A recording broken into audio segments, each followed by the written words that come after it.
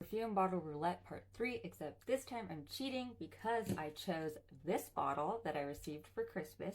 My husband, who knows absolutely nothing about perfume or perfume bottles, has bought me antique ruby glass bottles for the last 2 years, so it's becoming a tradition. Here's last year's bottle. And I find this tradition hilarious because he's colorblind, can't see red.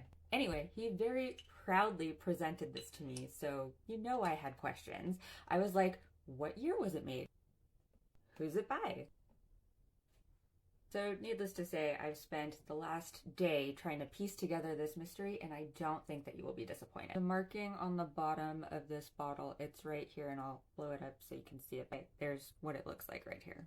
And this was the marking for the Alvin Manufacturing Company, which was based first in New Jersey when it was founded in 1886, and later they moved to Long Island, New York. Okay, so it turns out that Alvin Manufacturing was a pretty famous silver manufacturer. Like, collectors actually seek out their pieces, and silver and gold overlay, such as this, has been a thing for centuries. Most notably, silver over glass was made by artisans in India for centuries. And the Alvin Company patented a new way to do fine silver overlay commercially utilizing electric currents. They were known for these beautiful, sweeping, natural designs, especially in the Art Nouveau style. And then the Alvin Company was commissioned by the Chicago World Fair in 1893 to be the official supplier of souvenir spoons, which could probably be its own video because the spoon thing was like this weirdly popular thing in both America and Europe. What's funny though is I was going through old newspapers to find all this information, and it starts off with them getting the contract and then they shipped the spoons.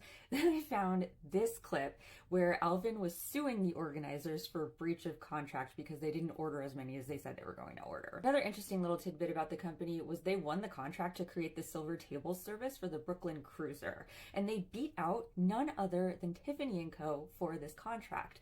And here's where it gets really crazy. Like, for any antique, there's not a way to say an exact year on this.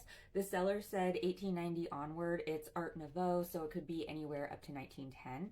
But then I found this similar piece at the Metropolitan Museum of Art. This one says 1890 to 1905. So using that, I then went down a glass rabbit hole and found a company called Quetzal Art Glass. It was in operation from about 1900 to 1924, and it is known that Alvin purchased glass from Quetzal and then did the silver overlay on top of the glass.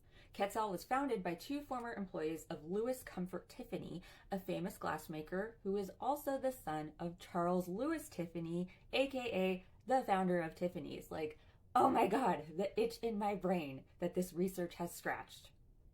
Back to the glass though, Quetzal was named after the gorgeous South American bird, a quetzal, but it's spelled differently, which was associated with the Aztec mythological creature Quetzalcoatl, which I'm very sorry if I'm not saying that right, probably not. And Quetzal art glass was known for brilliant colored glass. This style is usually referred to as ruby or cranberry glass because of the deep red, and because the founders had come from Tiffany, their style was similar to Tiffany, which enraged Mr. Tiffany. But like, I'm truly impressed with myself for this one. This was some sleuthing that I did in the last 24 hours. I'm currently looking at buying a new display case so I can get all my treasures properly displayed for you all.